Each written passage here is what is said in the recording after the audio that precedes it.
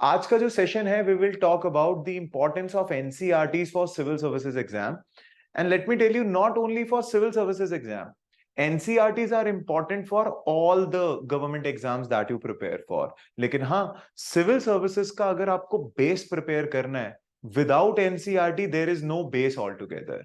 बहुत सारे लोग हैं जो बोलते हैं हमने कभी एनसीईआरटीज नहीं पढ़ी हैं या NCERTs are a waste of time. उन्हें बहुत अच्छे से यूपीएससी ने लास्ट एग्जाम के अंदर याद दिला दिया कि without NCERT there is no UPSC, right. वो हम इस सेशन के अंदर देखेंगे that how we have to go about it, how much it is important for exam, कितना पढ़ना चाहिए, कैसे पढ़ना चाहिए, वो सारी चीजें हम यहाँ पे देखेंगे। But before I start this session, और देखिए चैट कॉलम में इंटरेक्टिव रहिएगा क्योंकि जितना इंटरेक्शन से आप लोग इस सेशन के अंदर पार्टिसिपेट करेंगे उतना ही मुझे भी पढ़ाने में मजा आएगा, right. I tell you the agenda very soon. पहले समझते हैं। अब देखिए, my name is Naman Sharma. I have been teaching to civil services aspirants for 11 years now. There are hundreds of aspirants who have successfully cleared UPSC exam and state civil services exam under my guidance and are posted as IS, IPS, DC, SDM in different parts of India. I have taught pan India, be it Chandigarh, be it Rajasthan, be it Delhi, be it Karnataka, be it Assam, and for the past 5 years I've been teaching in Chandigarh. और देखो, ये सारी चीजें मैं जहां भी कभी session लेने जाता हूं, मुझसे पूछते हैं बार बार कि सर हमने सुना है यूपीएससी एग्जाम में क्रैमिंग करनी पड़ती है। क्रैमिंग इज कि रटना पड़ता है बहुत, and this I keep on saying everywhere कि भैया यूपीएससी का एग्जाम रट कर पास नहीं होता। दैट इज, यूपीएससी में अगर आपने क्रैमिंग करी है आपका एग्जाम निकलेगा ही नहीं। मैक्सिमम टू मैक्सिमम शायद प्री निकल जाए पर कभी मेंस नहीं निकलेगा। We will see that in session, doesn't matter. See, ये सारी चीजें मैं बस आपको इसलिए बता रहा हूं जस्ट टू टेल यू कि you are in safe hands. जब भी आप अपने करियर से रिलेटेड किसी सेशन में जाते हैं, आपको स्पीकर के बारे में पता होना चाहिए फॉर सिंपल रीजन कि आपको सही गाइडेंस मिलेगी या नहीं मिलेगी। So I have sufficient knowledge and experience in the field of civil services.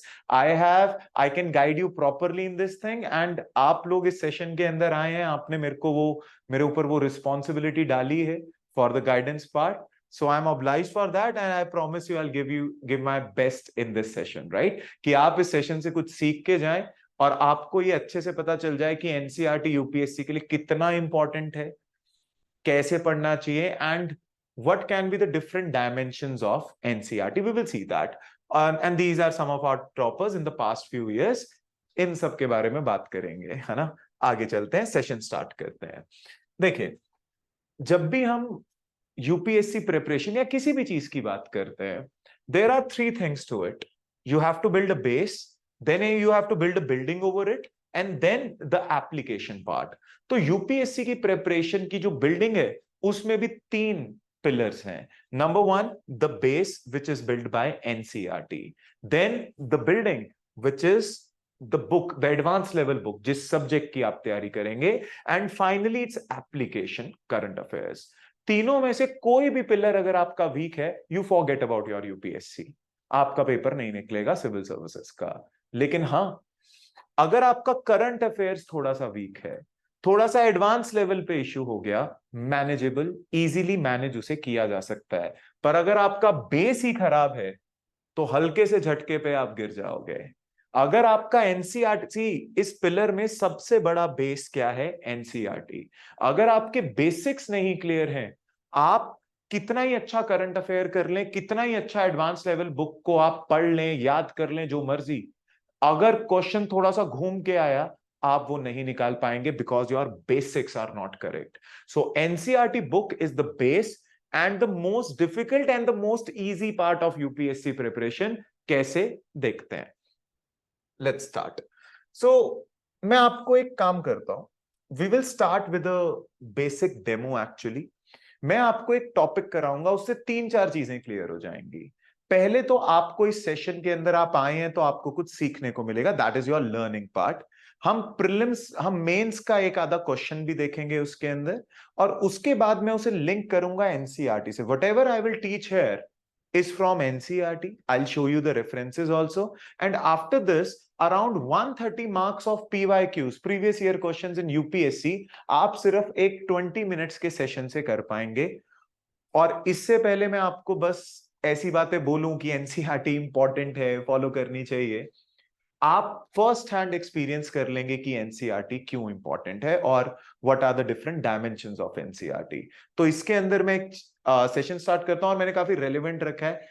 कुछ लोग ये भी पूछ लेते हैं, जैसे आप में से बहुत सारे स्टूडेंट्स अभी कंफ्यूज होंगे कि यूपीएससी करना भी है। भाई हम प्राइवेट जॉब कर सकते हैं, खूब पैसे कमा सकते हैं, we can earn lakhs. UPSC की तो सैलरी भी इतनी नहीं है, बहुत कम सैलरी मिलती है आईएएस बन के, आईपीएस बन के। तो आप में से बहुत सारे लोग अभी कुछ कंफ्यूज्ड हैं। कुछ लोग बोलते हैं हमें आईएएस आईपीएस बनना है क्योंकि हमें पब्लिक का वेलफेयर करना है। तो पब्लिक का वेलफेयर तो आप ऐसे भी कर सकते हो। भाई कोई भिखारी दिख गया, कोई मंदिर के बाहर कोई नीडी व्यक्ति है, आप अपनी सैलरी से, अपने रिसोर्सेज से उसकी हेल्प कर दो, वो भी तो पब्लिक वेलफेयर है। आईएएस ही क्यों बनना है? तो इस टॉपिक से आपको वो भी पता चल जाएगा and will see certain PYQs also. So shall we start? Chat column में यस और no. Shall we start? Yes और नो? चैट कॉलम में बताएंगे। Very good, very good, let's start, let's start. देखिए चलिए देखते हैं, इसे समझेंगे। देखो, देखिए, जब भी हम किसी एरिया की बात करते हैं, जब भी हम किसी एरिया की बात करते हैं, तो उसको एनालाइज करने के लिए, किसी भी एरिया की, उसको एनालाइज करने के लिए तीन कॉन्सेप्ट्स होते हैं। बिल्कुल बच्चों वाले हैं, लेकिन मैं फिर भी थोड़ा सा एक्सप्लेन कर देता हूं, आगे के टॉपिक के लिए हेल्प होगा। जैसे हम बात करते हैं उस एरिया की सोसाइटी की, उस एरिया की इकोनॉमी की, और उस एरिया की पॉलिटी की। There are only three basic things to study about an area. See कभी आपने, कभी क्या पढ़ाई होगा एनसीईआरटी एंड ऑल, आपने कभी कोई सिविलाइजेशन पढ़ी होगी, हड़प्पन सिविलाइजेशन, वैदिक सिविलाइजेशन, गुप्ता सिविलाइजेशन। उसमें एनालिसिस में तीन ही चीजें होती थी, political analysis, economic analysis and social analysis. Let's see ये होता क्या है। तो जिस भी आप एरिया की बात कर रहे हैं, लेट्स से इंडिया की बात कर रहे हैं, चंडीगढ़ की बात कर रहे हैं, यूएस की बात कर रहे हैं, या वर्ल्ड की बात कर रहे हैं, जिस भी एरिया की आप बात कर रहे हैं, सोसाइटी का मतलब क्या होता है? सी जैसे लेट्स से इस सेशन के अंदर कितने स्टूडेंट्स हैं? अराउंड 213।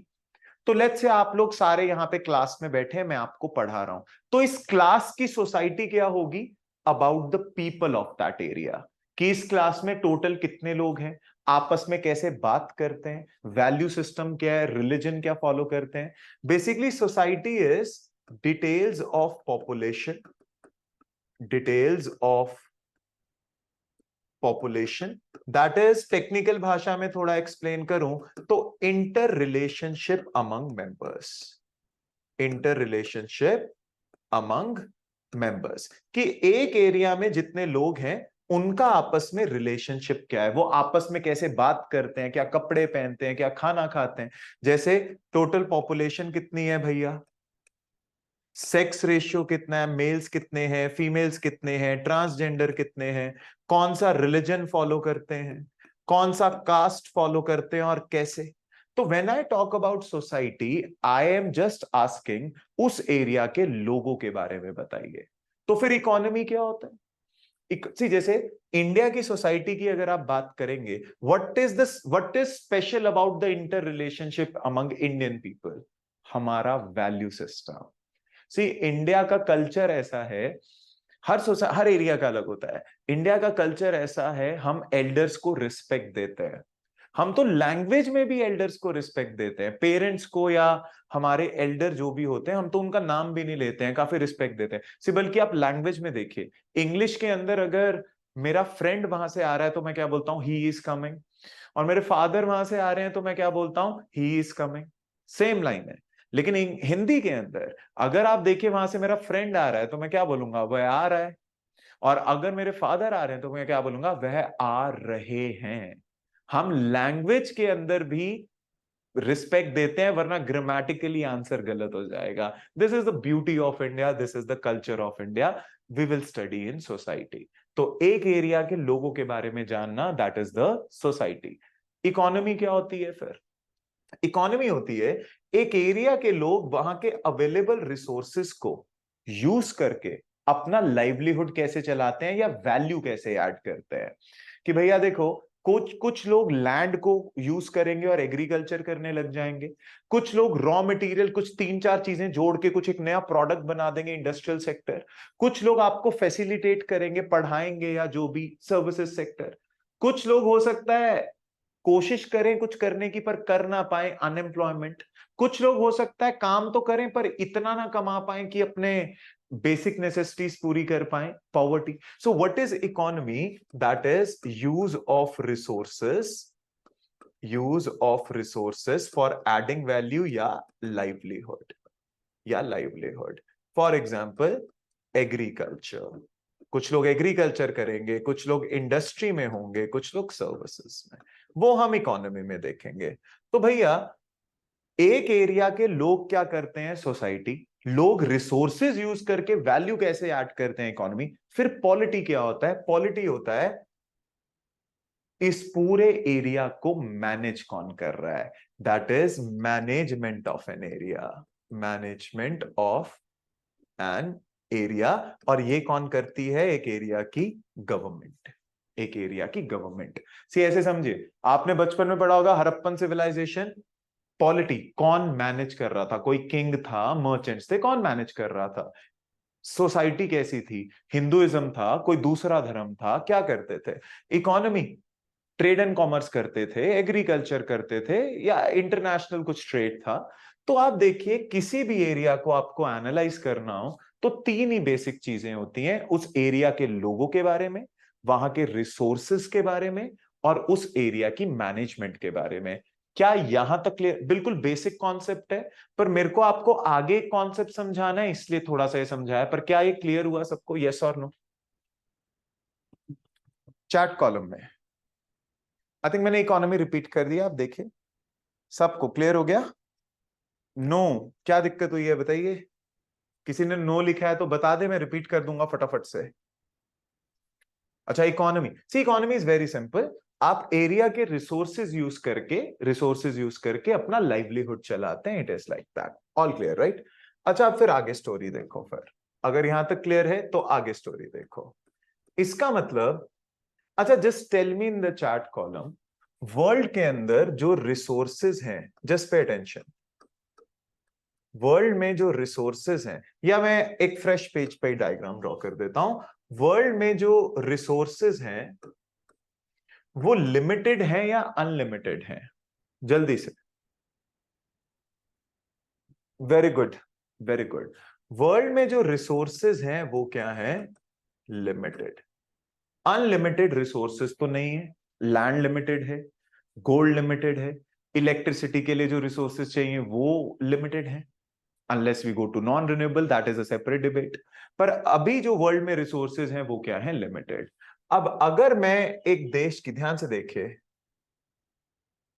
सी अगर मैं एक देश के लोगों की बात करूं, लेट्स से सोसाइटी की बात करूं, तो आप देखिए कंटिन्यूअसली पॉपुलेशन बढ़ रही है, पॉपुलेशन बढ़ रही है। India has become the most populous country. लोगों की नीड्स और एस्पिरेशंस बढ़ रही हैं। See what our needs and aspirations of people? अगर आप लेट्स से सोसाइटी की बात करेंगे, लोग जो अलग अलग रिलीजन फॉलो करते हैं वो चाहते हैं, उनकी जरूरतें और एस्पिरेशंस, वो चाहते हैं हमारे एरिया में बड़ा सा मंदिर बन जाए, कोई चाहता है मस्जिद बन जाए। अलग अलग कास्ट वाले हैं, वो अपने लिए जरूरतें अलग बोल रहे हैं कि हमारी कास्ट को रिजर्वेशन दे दो, स्कॉलरशिप दे दो, है ना। सिमिलरली बहुत सारे एनजीओज हैं जो कहते हैं हमें लैंड अलॉट करो, हमारी हेल्प करो। और अगर आप इकोनॉमी की बात करें, बड़ी बड़ी कंपनीज हैं जिनकी जरूरतें क्या हैं, जो कहती है हमें टैक्स में रिलीफ दे दो, हमें लैंड दे दो, है ना। There are corporate houses. कहने का क्या मतलब है? सी लोगों की सोसाइटी के अंदर जरूरतें और एस्पिरेशंस बढ़ती जा रही हैं। कॉमन मैन है, वो कहता है मेरे को इलेक्ट्रिसिटी चाहिए। अच्छा, पहले कहता था सिर्फ कनेक्शन चाहिए, अब कहता है 24/7 इलेक्ट्रिसिटी चाहिए। मेरे को खाना चाहिए, फूड चाहिए, मेरे को पानी चाहिए, मेरे को लॉ एंड ऑर्डर चाहिए, मेरे को क्राइम फ्री लाइफ चाहिए। सी लोगों की जरूरतें बढ़ती जा रही हैं। पहले लोगों को रोटी कपड़ा मकान चाहिए था, अब इंटरनेट भी चाहिए। इंटरनेट चाहिए तो अच्छी स्पीड का चाहिए। बारिश होती है, पानी भर जाता है तो आपको अच्छा इंफ्रास्ट्रक्चर चाहिए। तो आप देखिए लोगों की जरूरतें जैसे जैसे समय आगे जा रहा है बढ़ती जा रही हैं, लोगों की रिक्वायरमेंट्स बढ़ती जा रही हैं और रिसोर्सेस टाइम के साथ कम होते जा रहे हैं, रिसोर्सेस टाइम के साथ कम होते जा रहे हैं। तो ये जितने लोग समाज में हैं ये कोशिश करते हैं कि इन रिसोर्सेस को यूज करके अपना फायदा मैक्सिमाइज कर लें। और देखो हिस्ट्री में भर भर के एग्जाम्पल्स हैं। हम हमेशा बोलते हैं history is always written by successful people, strong people, और हर इंसान सेल्फिश होता है, साइकोलॉजी में प्रूव हो चुका है। तो जो भी सोसाइटी में और इकोनॉमी में अपने लिए रिसोर्सेस चाहते हैं, वो चाहते हैं उनके लिए सबसे ज्यादा रिसोर्सेज आ जाएं, तो वो किसी भी हद तक जाते हैं अपने लिए रिसोर्सेज मैक्सिमाइज करने के लिए, चाहे किसी गरीब या वल्नरेबल ग्रुप को एक्सप्लॉइट ही क्यों ना होना पड़े। भाई लेट्स से अगर आप आज पावरफुल हैं, आपकी गवर्नमेंट में कोई सिफारिश है या कुछ पावर है आपके पास, आप क्या चाहते हैं आपके घर में 24/7 इलेक्ट्रिसिटी रहे। अब इलेक्ट्रिसिटी लिमिटेड है, आप किसी आपको नहीं फर्क पड़ता किसी गांव में किसी गरीब बंदे के घर में बिजली है या नहीं, हमें पूरी मिलनी चाहिए। Everybody is selfish. तो ये किसी भी हद तक जाते हैं और गरीब लोगों को एक्सप्लॉइट करते हैं अपने लिए रिसोर्सेज मैक्सिमाइज करने के लिए। और यहां पर रोल आता है, ध्यान से समझिए, यहां पर रोल आता है आपका, गवर्नमेंट का, पॉलिटी, पॉलिटी, जिसमें आपके जो ये पेपर है IAS, IPS, IRS, IFS, government का क्या रोल है? मैंने बोला गवर्नमेंट क्या करती है, it manages an area. Government इस इन रिसोर्सेस को जो कि लिमिटेड हैं उसको ऐसे मैनेज करती है, ऐसे मैनेज करती है to provide welfare, to provide welfare to maximum people. देखो सबको तो हम नहीं दे सकते, रिसोर्सेज लिमिटेड हैं, पर हर एक को दें। और आप देखिए गवर्नमेंट प्रायोरिटी किसकी रखती है, वल्नरेबल सेक्शन, क्योंकि जिनके पास रिसोर्सेज हैं वो अपना ध्यान रख सकते हैं, लेकिन जिनके पास नहीं है वो बेचारा कहां जाएगा। तो इसीलिए आप देखिए जब ये लोग अपने लिए रिसोर्सेज मैक्सिमाइज करने के लिए किसी गरीब को हर्ट करते हैं, अपने यहां अच्छी रोड बनवा लेते हैं उसके यहां नहीं बनती, अपने घर इलेक्ट्रिसिटी ले आते हैं उसके घर नहीं होती, सरकार मुफ्त राशन देता है अपने पास ले लेते हैं वहां नहीं, वो गरीब आदमी किसकी ओर देखता है, गवर्नमेंट। लोग अपने लिए सेल्फिश होके अपने लिए पैसा कमाते हैं, अपने लिए रिसोर्सेज लेने की कोशिश करते हैं, और गवर्नमेंट सेल्फलेसली, सेल्फलेसली इन रिसोर्सेज को मैनेज करके हर एक का वेलफेयर सोचती है, चाहे वो गरीब हो चाहे वो अमीर हो, सबको बराबरी का मौका देना, कोई किसी के साथ क्राइम ना करे, गलत काम ना करे, हर एक के पास बेसिक नेसेसिटीज पहुंच जाएं, वो ही है गवर्नमेंट का काम। से लोग पूछते हैं आईएएस क्यों बनना है? देखो आईएएस नहीं बनोगे तो आप समाज में कुछ कर रहे होगे सिर्फ अपने लिए, इकोनॉमी में कोई कंपनी बना के खूब पैसा कमा रहे होगे अपने लिए।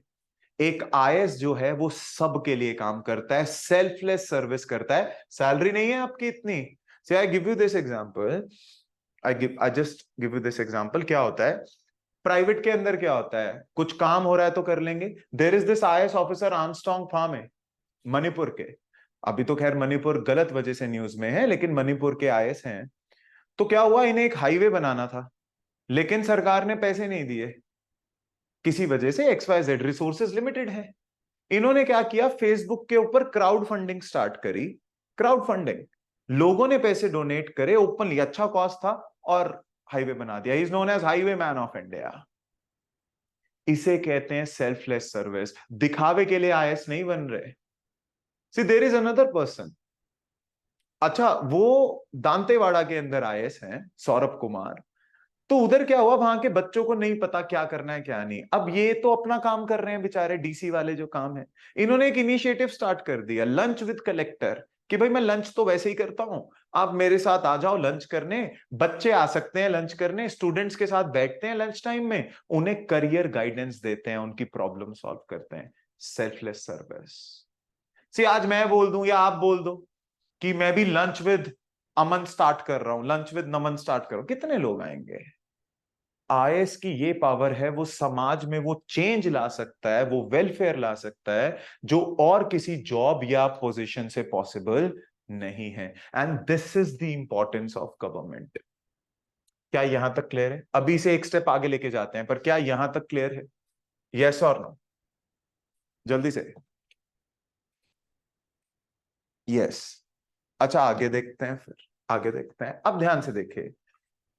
सी, जैसे जो मेरे सिलेक्टेड कैंडिडेट्स हैं, जो वो हमारे स्टूडेंट से बात करने आते हैं यहाँ पर, तो क्या होता है कि बच्चे उनसे पूछते हैं कि सर सिलेक्शन के बाद चेंज क्या हो गया? तो बहुत सिंपल आंसर देते हैं कि सिलेक्शन के बाद चेंज क्या हो गया। तो बड़ा सिंपल सा आंसर देते हैं, वो यही कहते हैं कि अब जब हमारी गांव में गाड़ी जाती है, तो जब लोग देखते हैं ना, उनकी आंखों में एक होप होती है कि डीसी साहब आए हैं, कुछ ना कुछ तो कर ही जाएंगे। हर एक को देख के नहीं आती है। सी, आप मार्केट में खड़े हैं, कोई ऑडी से उतरे, आप बोलोगे ठीक है होंगे पैसे। कोई मर्सिडीज से उतरे, ठीक है होंगे पैसे। पर जब डीसी साहब या एसपी साहब की गाड़ी आती है, तो लोगों की मन में उम्मीद होती है कि यार पानी की तो कोई दिक्कत नहीं है, बिजली की तो कोई दिक्कत नहीं है, क्राइम की तो कोई दिक्कत नहीं है, कोई भी तो दिक्कत नहीं है, पूछ लेते हैं, सॉल्व कर देंगे। इसीलिए it is such a respected and prestigious job in India. और ये मैं जो भी आपको करवा रहा हूं, इंपॉर्टेंस ऑफ गवर्नमेंट बता रहा हूं। What is importance of government? Managing the limited resources properly and efficiently, providing welfare to the maximum people, fulfilling the needs and aspirations of people selflessly, preventing crime in the society। तो ये importance of government है। Mains का question, that in today's time the importance of government is rising, explain। यही explain करना था, पर मैंने इस चीज के लिए नहीं पढ़ाया, एक एक्स्ट्रा चीज पढ़ानी है। देखो, जब आप लोगों को मैनेज कर रहे हैं, ध्यान से देखिए, इस चीज को समझेंगे प्लीज, बोर्ड पे देखेंगे। सी, जब आप लोगों को मैनेज कर रहे हैं, this is let's say society, यहां पर ये भी है, ये भी है, ये भी है, ये भी है, ये भी है, और ये भी है। तो एक लोगों की कुछ बेसिक नेसेसिटीज हैं जो पूरी होनी चाहिए, बेसिक नेसेसिटीज। जैसे आप देखिए, जिनमें से एक सबसे बेसिक नेसेसिटी होती है फ्रीडम। फ्रीडम। फ्रीडम का क्या मतलब होता है, ध्यान से समझिए। फ्रीडम का मतलब होता है absence of restrictions. Absence of restrictions, कि आप जो करना चाहते हैं उस पर कुछ रोक टोक ना हो, रिस्ट्रिक्शन ना हो। सी, आप ये सेशन लगाना चाहते हैं, कोई रोक टोक ना हो। मैं कुछ कहना चाहता हूं, कोई रोक टोक। मैं कहीं जाना चाहता हूं, कुछ भी करने में, कैसे कपड़े पहनना चाहता हूं, कैसे बात करना चाहता हूं, किसी भी चीज पे रोक टोक, रिस्ट्रिक्शंस ना हो। तो ये देखो, मैन इज बॉर्न फ्री। जब आपको कोई आके जबरदस्ती कंट्रोल करने की कोशिश करता है ना, we always say compulsion brings dissent, वो डिसेंट लाता है। तो इसीलिए आप देखिए, फ्रीडम हर एक को मिलनी चाहिए, जो वो करना चाहे, जैसे वो काम करना चाहे, जैसे अपना पोटेंशियल यूज करना चाहे। पर मैंने आपको स्टोरी बताई, क्योंकि समाज में रिसोर्सेज लिमिटेड थे, तो कुछ लोगों ने क्या किया, गलत तरीके से अपनी पोजीशन का फायदा उठा के, लेट्स से इन लोगों ने अपनी पोजीशन का फायदा उठा के इन रिसोर्सेज को हथियाने के लिए इन लोगों पे बहुत सारी रिस्ट्रिक्शंस लगा दी। सी, जैसे अगर आप इंडियन हिस्ट्री उठा के देखें, पूरे वर्ल्ड में ही हुआ, हम इंडिया की बात कर रहे हैं, इंडियन हिस्ट्री उठा के देखें, तो हमने दलित्स के साथ, एससी एसटी के साथ, वुमेन के साथ, ट्रांसजेंडर्स के साथ, एलजीबीटीक्यू के साथ, हमने उनकी फ्रीडम छीन ली थी, रिस्ट्रिक्शन। सी, वर्ण सिस्टम का गलत इंटरप्रिटेशन करके हमने एससी एसटी को अनटचेबल बना दिया। You see what happened with Karan, you see what happened with Eklavya. तो आप देखिए, उनमें टैलेंट होने की बजाय उनको बराबरी का मौका नहीं दिया, रिस्ट्रिक्शन लगा दी, क्योंकि हम इन रिसोर्सेस को चाहते थे। वुमेन को पढ़ने नहीं दिया, वुमेन को पढ़ने नहीं दिया, उसे कहा पति ही परमेश्वर है, आपके लिए सेकंड धर्म वही है, पति ही है, आपको पढ़ना नहीं है। तो रिस्ट्रिक्शंस डाल दी, और ये सब गलत इंटरप्रिटेशन का था। रिलीजन में तो बहुत अच्छी चीजें लिखी थी। जी, जब बाद में राजा राम मोहन रॉय, विवेकानंद, ईश्वर चंद्र विद्यासागर आएंगे, वो इन सारे इविल्स को खत्म करेंगे। लेकिन कुछ लोगों ने कुछ समय में इन लोगों के साथ डिस्क्रिमिनेशन किया, और खाली इंडिया ही नहीं था ऐसा, हर देश था, इवन साउथ अफ्रीका। सी अगर हम देखें साउथ अफ्रीका के अंदर, just pay attention, south Africa के अंदर रेसिज्म था। हमारे यहां कास्ट के नाम है, वहां रेसिज्म है, वहां रेसिज्म था। और व्हाइट्स जो थे वो ब्लैक्स पे बहुत ज्यादा रिस्ट्रिक्शंस लगाते थे, जैसे हम दलित पे लगाते थे वो ब्लैक्स पे, और क्या पहनोगे, क्या करोगे, क्या नहीं करोगे, सब। और उनके एक लीडर थे जो हमारे फादर ऑफ द नेशन से काफी इंस्पायर्ड हैं, नेल्सन मंडेला। नाम सुना होगा आपने। सी ये 28 इयर्स अपनी लाइफ के जेल में बिताते हैं, किस चीज के लड़ने के लिए, कि हमको भी क्या चाहिए, फ्रीडम, आजादी। भाई अगर आपको अपनी इच्छा से कुछ भी करने का हक है, क्योंकि मैन इज बॉर्न फ्री, हमें भी है। हम क्यों कपड़े पहनने से पहले आपसे पूछें, हम क्यों कोई काम करने से पहले आपसे पूछें, हम क्यों कुछ खाने से पहले आपसे पूछें। सी हमारे यहां भी था, उनके भी था। 28 साल की लड़ाई के बाद ये रेसिज्म खत्म करवाएंगे साउथ अफ्रीका में, और अपनी एक बुक लिखेंगे, बहुत बढ़िया, आपने सुनी होगी, लॉन्ग वॉक टू फ्रीडम, जिसमें बताएंगे कि बड़ी मेहनत करी लेकिन फाइनली फ्रीडम ले आए। ये मैं आपको क्यों बता रहा हूं, फ्रीडम बड़ी जरूरी है। हमसे गलती हुई थी, इनसे गलती हुई थी। आज जब आप आईएएस बन के लोगों के बीच जाएंगे, आज भी ये चीजें समाज में हैं, इनडायरेक्टली होती हैं। आज भी बहुत सारे गांव के अंदर, मंदिरों में और बहुत सारी जगहों पर, बहुत सारे वल्नरेबल सेक्शन के साथ, ट्रांसजेंडर्स के साथ तो शहरों में भी ओपनली होता है, डिस्क्रिमिनेशन होता है, पेट्राइकल माइंडसेट देखने को मिलता है। तो तब आपको यह ध्यान रखना है कि फ्रीडम एक बेसिक नेसेसिटी है, और आप ही हो जो उस व्यक्ति की प्रॉब्लम सॉल्व कर सकता है, कॉमन मैन नहीं करेगा। आईएएस आपको देख के इनकी नजर में थी कोई ट्रांसजेंडर है, उसको समाज में सबने डिस्क्रिमिनेट कर दिया। जब डीसी साहब आते हैं, उसके अंदर एक हिम्मत आ जाती है अलग से कि इन्हें पता है फ्रीडम होता है, ये करेंगे। आप भी नहीं करोगे तो कहां जाएगा बेचारा, पॉलिटिशियंस के पास। नो। और नेल्सन मंडेला आपको बताते हैं कि क्यों इंपॉर्टेंट है। सिमिलरली म्यांमार में there is, see I give you this example, Myanmar के अंदर अभी वो फिर से जेल में है, आपको ऑंग सॉन्ग स्यू की।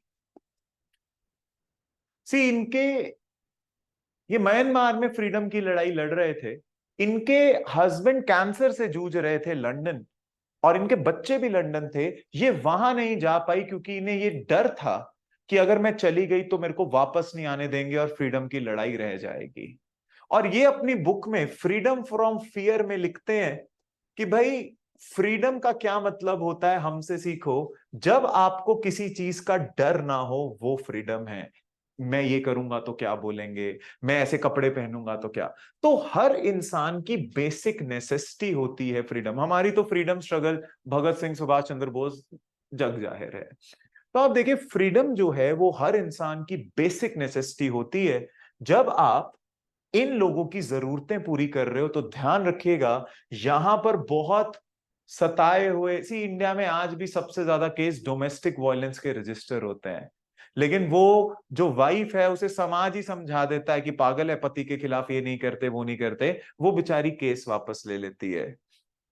तो आपको वो एक्सप्लॉयटेशन रोकनी है, क्योंकि आप जानते हैं फ्रीडम क्या होता है। आप नहीं करेंगे तो कौन करेगा। सी आपके एक साइन से किसी के घर में बिजली, पानी, शिक्षा, कुछ भी पहुंच सकता है, लेकिन सबसे इंपॉर्टेंट चीज है आप उसे फ्रीडम दे सकते हो, जो पेपर पे तो लिखी है, रियलिटी में शायद उसके पास नहीं है, क्योंकि कोई उसे वो लेने नहीं देता है। तो यही नेल्सन मंडेला और ऑंग सैन सू की आपको बताते हैं। तो फ्रीडम बहुत इंपॉर्टेंट है। पर आप देखिए, और देखो, अगर कोई इंसान, आप कुछ करना चाहते हैं और आपको कुछ करने से रोक ले, आपको कोई वो करने से रोक ले, तो इसकी प्रॉब्लम्स क्या हो सकती हैं। प्रॉब्लम्स क्या हो सकती है, आपके अंदर फ्रस्ट्रेशन बिल्ड होगी। सी कई कई बार होता है ना, आप कुछ बोलना चाहते हैं, बोल नहीं पाते, आप किसी भी काम को करेंगे उसमें मन नहीं लगेगा, इनएफिशिएंसी आएगी, मेंटल स्ट्रेसेस आएंगे, एंजाइटी आएगी। भाई मैं कुछ कहना चाहता हूं पर कह नहीं पा रहा, तो मैं पूरे दिन फ्रस्ट्रेटेड घूमूंगा, टेंशन में घूमूंगा, और किसी भी काम को अच्छे से नहीं कर पाऊंगा। फ्रीडम होनी चाहिए, लेकिन हाँ, क्या एब्सोल्यूट फ्रीडम होनी चाहिए? एब्सोल्यूट मतलब जो हर इंसान चाहे वो ही होना चाहिए? नहीं। सी, अगर हर इंसान अपनी मर्जी से कुछ भी करने लगेगा तो वो रिसोर्सेज अपने लिए ही रख लेगा। सी, लेट्स से आपको कुछ भी करने की आजादी हो, पता चले आप कहो कि मैं तो न्यूक्लियर पावर प्लांट में जाके केक काटूंगा बर्थडे का, तो सारी आजादी भी नहीं देनी, क्योंकि आप देखिए, अगर एब्सोल्यूट फ्रीडम होगी, हर कोई अपनी मर्जी से काम करेगा, तो स्ट्रांग हमेशा वीक को एक्सप्लॉइट करेगा। हमेशा अच्छे से फ्रीडम तभी हो सकती है जब आप एक बाउंड्री क्रिएट कर दें, जिसे हम कहते हैं मिनिमम रिस्ट्रिक्शंस तो होनी ही चाहिए, तभी आप अपनी फ्रीडम ढंग से वो एंजॉय कर सकते हैं।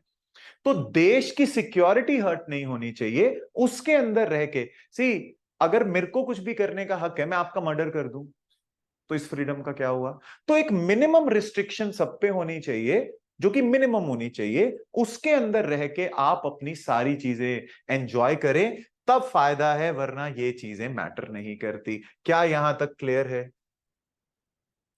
Is this clear to all? See, अभी पॉइंट पे भी आ रहे हैं, पर क्या आपने ये सीख लिया what is this and all? अब आता है, ठीक है, तो दिस इज द सी, और ये मैंने आपको बताया मेंस के क्वेश्चन भी देख लेता है। अब देखते हैं कि what is the see concept of freedom, मैंने आपको यहां पर समझाया। अब अब आते हैं कि एनसीईआरटी क्यों इंपॉर्टेंट है यूपीएससी के लिए। ध्यान से देखिए। सी, इससे पहले मैं ये समझाऊं, आपको 10 सेकेंड्स लगेंगे। मैं एक अटेंडेंस फॉर्म दे रहा हूं, please fill the attendance form. See, chat column में मैं एक अटेंडेंस फॉर्म डाल रहा हूं, उसको प्लीज उस लिंक पे क्लिक करेंगे, आप अपनी अटेंडेंस मार्क कर दीजिए। आई शुड नो किस किसने सेशन लगाया है। 10 सेकेंड जल्दी से, फिर स्टार्ट कर रहे हैं, आ जाइए। एक बार भर दें तो डन लिख देना, भर दें तो डन लिख देना, एक बार भर दीजिए प्लीज।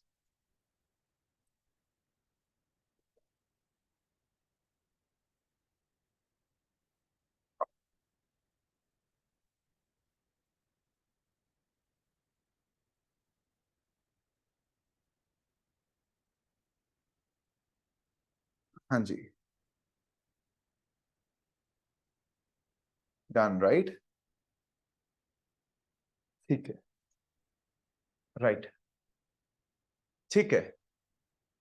तो अब आते हैं एनसीईआरटी क्यों इंपॉर्टेंट है। देखिए, यूपीएससी की तैयारी इज लाइक ओशन।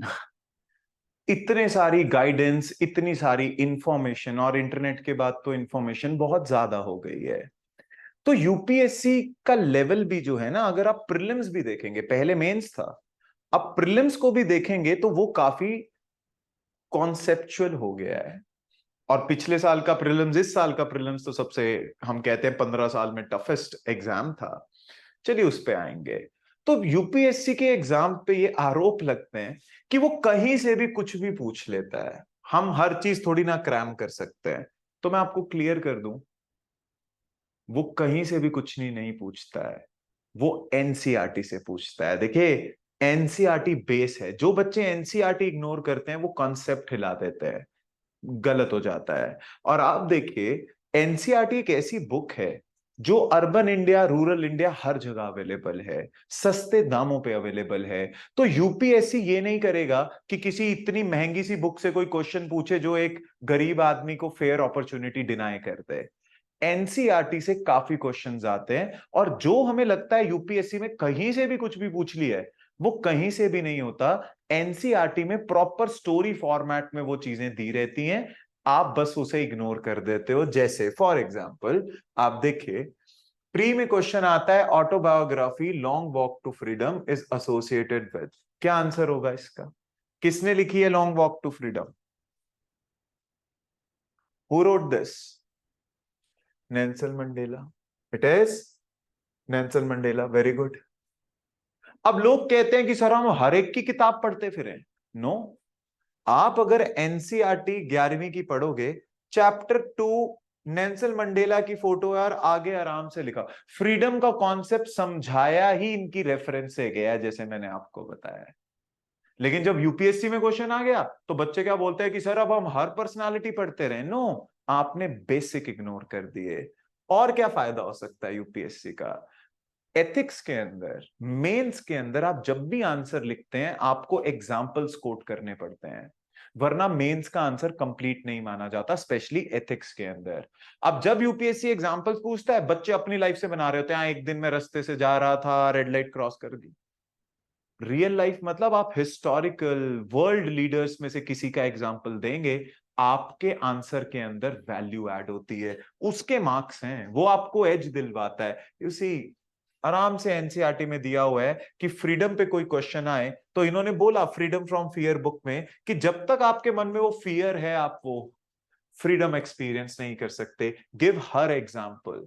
क्वेश्चन आता है, bring out the importance of freedom in functioning of a state, give real life examples. What is the importance of freedom?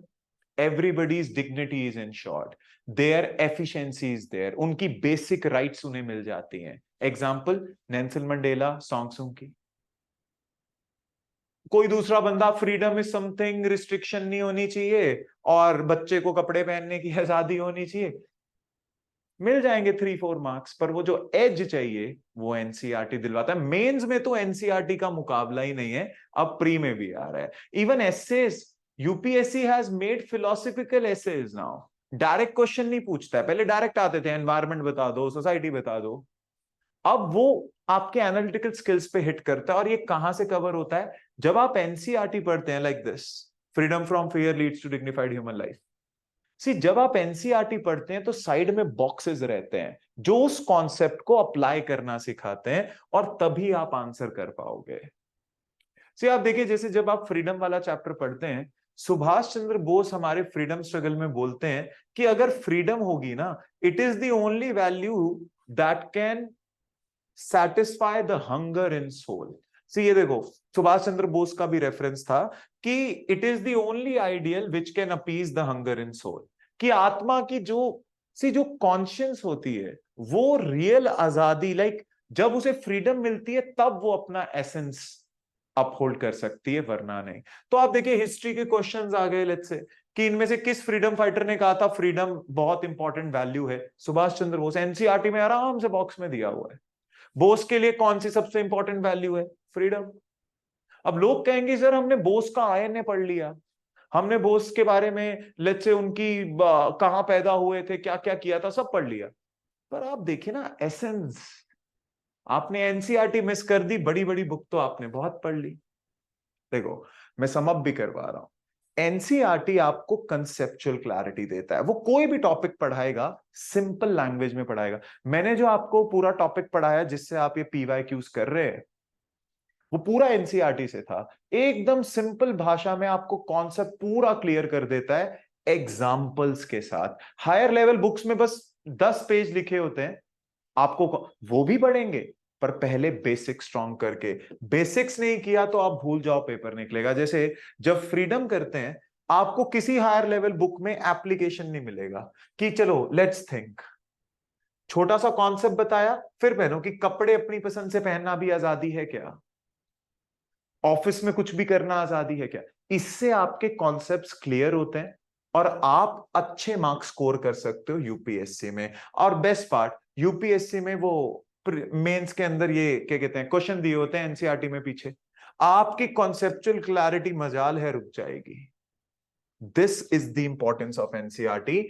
और आप देखिए, डायरेक्ट क्वेश्चंस तो हैं ही, हर साल 40 to 45% क्वेश्चंस आपको पूरे यूपीएससी में मिल जाएंगे। एनसी लाइक प्रीलिम्स के अंदर आपको 20 to 25 questions, like 25% direct questions मिलेंगे। मेंस में तो अराउंड 30% क्वेश्चंस आपके एनसीईआरटी बेस्ड होते हैं।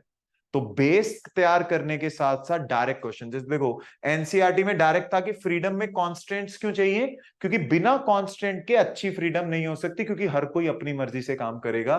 प्री में सीधा क्वेश्चन आ गया था, without law there can be no liberty और फ्रीडम। तो अगर आप देखें, एक छोटे से एनसीईआरटी के चैप्टर से आप कितने पीवाईक्यूज कर सकते हैं और कितनी आसानी से आप क्वेश्चन कर सकते हैं। तो अगर मेरे को सम अप करना हो कि एनसीईआरटी क्यों इंपॉर्टेंट है, अब ध्यान से सुनिए। यूपीएससी के अंदर जो थीम बेस्ड क्वेश्चंस आते हैं, वो कहीं से भी नहीं आते, वो एनसीईआरटी से आते हैं।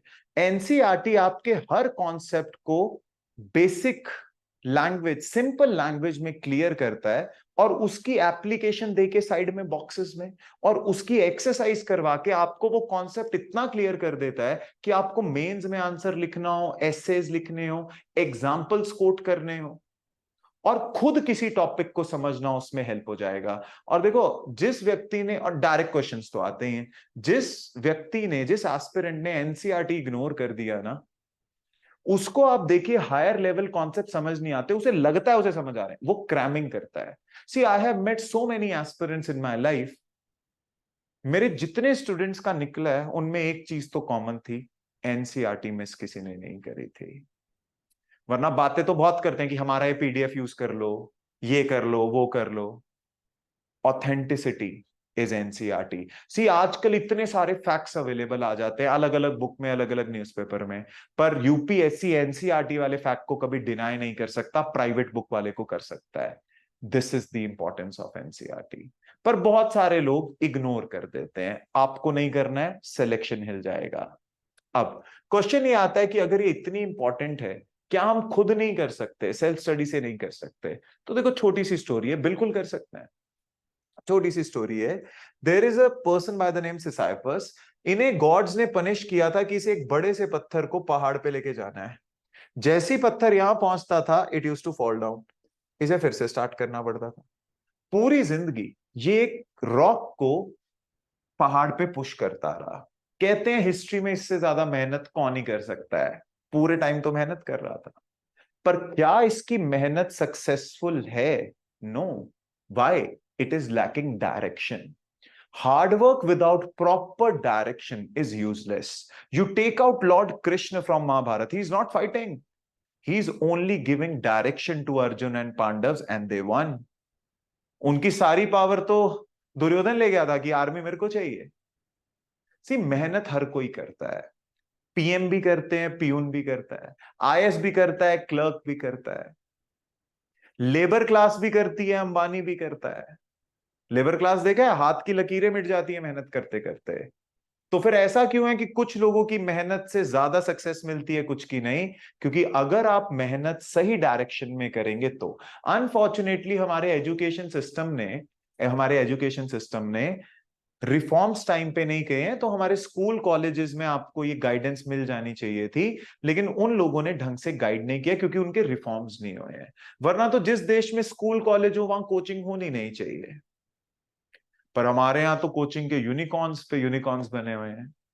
तो इसीलिए आप देखिए, ये एक नेसेसरी इविल है कि अच्छी डायरेक्शन में गाइडेंस के अंदर अगर आप मेहनत करेंगे, आप अपने गोल्स पे जल्दी और इफेक्टिवली पहुंच सकते हैं, वरना हो सकता है आप कभी पहुंचे ही ना। तो अगर आपको यूपीएससी की तैयारी करनी है, और लेट्स से एनसीईआरटी तो ऑब्वियसली आपको पढ़ना ही है, तो बहुत सारे एकेडमीज एक और चीज करते हैं, वो एनसीईआरटीज इग्नोर करते हैं, वो सीधा एडवांस लेवल से आपको स्टार्ट करते हैं। क्योंकि उनको क्या लगता है, उनको ये लगता है कि भैया एनसीईआरटी बहुत छोटा एक इवेंट है, जब हमें पूरा पढ़ाना ही है तो खाली एनसीईआरटी पे फोकस क्यों करें। तो वो इग्नोर करते हैं। और वैसे भी इसके अंदर इतने स्टूडेंट्स होते नहीं है तैयारी करने वाले।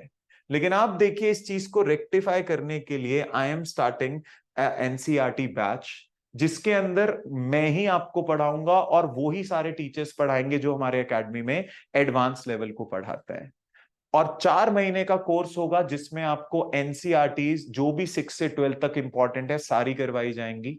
और आप देखिए, नॉर्मली आपको ये कोर्सेज मार्केट में नहीं मिलते हैं, मिलते हैं तो बहुत एक्सपेंसिव होते हैं। और अगर एक्सपेंसिव भी ना हो, मिल भी जाए, तो भी उसके अंदर व्हाट दे डू इज कि किसी भी टीचर से वो उसको इतना फोकस नहीं करते, उनका बस एम होता है एक पीपीटीसी बनाओ एनसीईआरटी बुक की, वो पढ़ा दें, एफर्ट नहीं डालते। But to rectify that, we started the NCERT batch. हम इसका फर्स्ट बैच लॉन्च कर चुके हैं and it was a huge success, it is still running. और उसके अंदर हम डायरेक्टली उसके अंदर पार्टिसिपेट करते हैं, क्लास में आपको नोट्स बनवाए जाते हैं हर एनसीईआरटी के, एकदम जैसे वो एडवांस लेवल में पढ़ाते हैं। तो आपको एकदम क्लास में डाउट सेशन क्लियर किया जाएगा, नोट्स बनवाए जाएंगे, मेंस की आंसर राइटिंग करवाई जाएगी, और हर सैटरडे संडे आपके टेस्ट होते हैं कि जो एनसीईआरटी आपने पढ़ी है उसके कितने मार्क्स आ रहे हैं, कितने नहीं। Normally this is very expensive course when you go around in the market and all, या आपको मिलेगा ही नहीं, या मैंने बताया इग्नोर होता है। But we launch that batch only for 5,000। 5,000 for 4 months. आपको एक ही बार पे करना है, 4 महीने का आपका कोर्स है। रिकॉर्डिंग्स रहेगी, बैच ऑनलाइन रहेगा। टाइम होता है Monday to Friday 6 PM to 8 PM। Now, we are now launching NCERT batch 2.0। क्योंकि हमारा पिछला बैच फुल है तो हम नया बैच लॉन्च कर रहे हैं, क्योंकि बहुत बच्चों ने हमसे डिमांड करी। लेकिन ऑब्वियसली हमने जब फर्स्ट बैच लॉन्च किया था तो ये नेक्स्ट वीक अगस्त 22 अगस्त से लॉन्च हो रहा है, तो हमने 5,000 का रखा था, हमने इस बैच का प्राइस इंक्रीज कर दिया है। क्योंकि आप देखिए बहुत एफर्ट लगता है, दीज आर द टॉपर्स, ये भी आपको गाइड करेंगे। तो ये जो 2.0 बैच है 4 मंथ्स का, इसका प्राइस हमने इंक्रीज करके इतना कर दिया बिकॉज 4 मंथ्स के अंदर बहुत एफर्ट होता है। अगर आप देखें आजकल तो 8-9 की कोचिंग हो जाती है लाइक 1,000-2,000 पर महीना पे, तो इसीलिए हमने इंक्रीज किया है। लेकिन सिर्फ फॉर 2 डेज, आज और कल, आपको मैं एक ऑफर दे रहा हूं। मैंने पिछले भी सेशन में दिया था पर वहां पर कुछ टेक्निकल इश्यूज हो गए थे। तो आप देखिए, अगर आप में से कोई इंटरेस्टेड है और करना चाहता है, NCERT 25 अगर आप कोड यूज करते हैं वेबसाइट पे जाके, सी एक लिंक दे रहा हूं मैं चैट कॉलम में, जैसे आप उस पर क्लिक करोगे मेरे व्हाट्सएप, टेलीग्राम, इंस्टाग्राम, यूट्यूब, वो सारे चैनल्स आ जाएंगे। आप वहां जाके मेरे बारे में जान भी सकते हैं। आप यहाँ पे इस UPSC enrol air NCERT batch पे अगर क्लिक करेंगे, ऐसा हमारा वेबसाइट खुल जाएगा। आप यहाँ पर कोड लिखेंगे NCERT 25, तो आपको 2500 का डिस्काउंट मिलेगा। सिर्फ 2 दिन के लिए वैलिड है, क्योंकि ये प्राइस हमने इनिशियल बैच में दिया था, तो इसमें हमें नहीं देना चाहिए। लेकिन अगर हम दे रहे हैं तो सिर्फ 2 डेज के लिए वैलिड है। तो सीट्स फिल ना हो जाए, please use this and enrol. आपको 5,000 में ही बैच मिल जाएगा। पढ़ाएंगे आपको ऑनलाइन मोड में 6 to 8 PM Monday to Friday.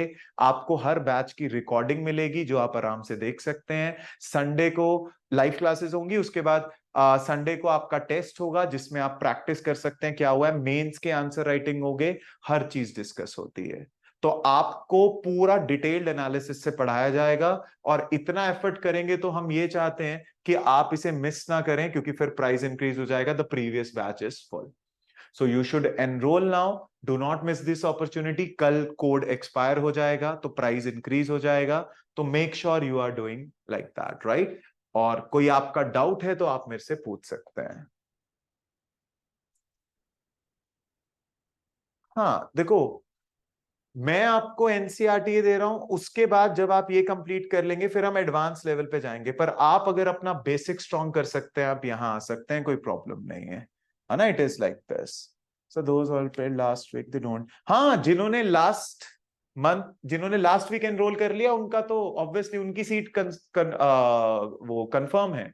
तो ये उन बच्चों के लिए है जो आज और कल एनरोल करेंगे। उसके बाद आप देखिए price, the code will expire. So obviously if you want to get enroll now you can do that. Make sure seats full ना हो जाए, या आपका वो क्या कहते हैं, सी 12th क्यों, जब आपने अभी सोच लिया करने का तो अभी करो, तब आप एडवांस ज्वाइन करना। और मैं तो देखो हर बच्चे को ये बोलता हूं, any person who joins with me, आपके रिजल्ट की रिस्पॉन्सिबिलिटी हमारी है। आपको किसी रिसोर्सेज के पॉइंट ऑफ व्यू से, डाउट्स के पॉइंट ऑफ व्यू से कभी प्रॉब्लम नहीं आएगी। आपको बस कंसिस्टेंटली मेहनत करनी है। आप पढ़ने वाले बनो, आपको कोई कमी नहीं आएगी। मेरे बारे में आप जान सकते हैं, गूगल पे, यूट्यूब वगैरह पे आप देख सकते हैं, इस लिंक में सारे मिल जाएंगे। तो देखो चलो ये चीजें तो हो जाएंगी। जस्ट टेल मी, क्या आज के सेशन में कुछ सीखने को मिला, आपको कुछ लर्निंग मिली? ये सारी चीजें तो हो जाएंगी।